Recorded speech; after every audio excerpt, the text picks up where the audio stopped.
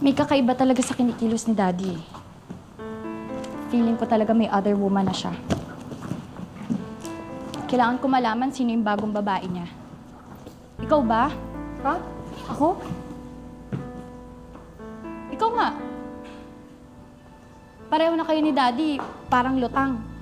Laging wala sa sarili. So baka ikaw, alam mo kung may bagong babae na siya.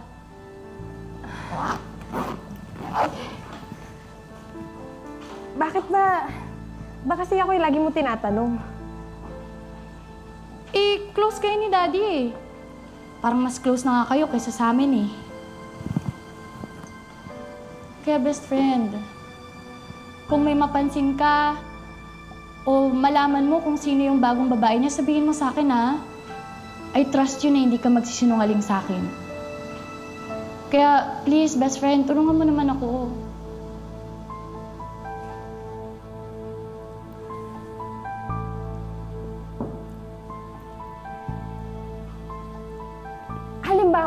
Halimbawa na nagtapat sa'yo si Tito, na may bago na siya, eh, hindi ka pa matutuwa. Kasi diba, syempre, masaya na siya. Naku, hindi, no? Tapos papayag ako na maagaw sa akin ng daddy ko? Hindi ako papayag. Pag nalaman ko yon, lalabas talaga ang sungay ko, makikita nila. Hindi ako papayag na maagaw sa akin ng daddy ko. Halika na, pumasok na tayo. Dahil sa nabatid na iyon, lalo nang nawala ng lakas ng loob si Donna na magtapat sa kaibigan. Patuloy niyang inilihim ang relasyon niya sa ama ni Karen. Pero, saan ba yung research paper na yun?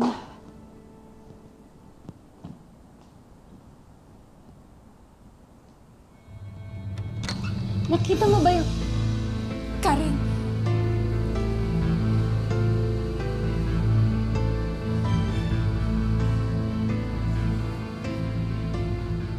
Karen! Karen! Karen! Karen, please! Karen! Karen! Bitawan niyo akong dalawa. Nakakadiri kayo! Pinagkatiwalaan kita. Sinasaksak mo ako ng talikuran! Ha? Karen, baka masaktan mo yung Ayaw mo ko masaktan? Ano to ginagawa mo sa akin? Ano to ginagawa niya sa akin? Tinuri kitang parang kapatid! Akala ko gusto mo maging anak ng tatay ko. Yung pala gusto mo magpaanak sa daddy ko? Karen! At ikaw, daddy? Ano gusto mo? Maging sugar daddy ng best friend ko?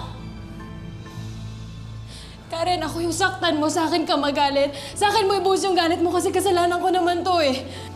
Karen, huwag mo naman pagsalita ng ganyan si Donna. Ako mas nakakatanda dito. Ako dapat ang sisihin mo. Ano? Pag-usapan natin ito ng maayos. Maayos? Wala tayong maayos, daddy. Sira na tayo. Sinira tayo ng babaeng yan. Mali ako ng taong pinagkatiwalaan. Ngayon, dad, pumili ka. Pag siya ang pinili mo, kakalimutan ko may tatay ako.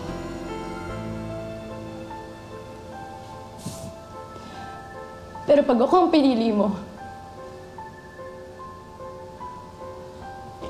ituturing ko ng patay ang best friend ko. Dad, pumili ka. Ako na anak mo, o yung anay na yan na sumisira sa bahay natin at sa buhay natin!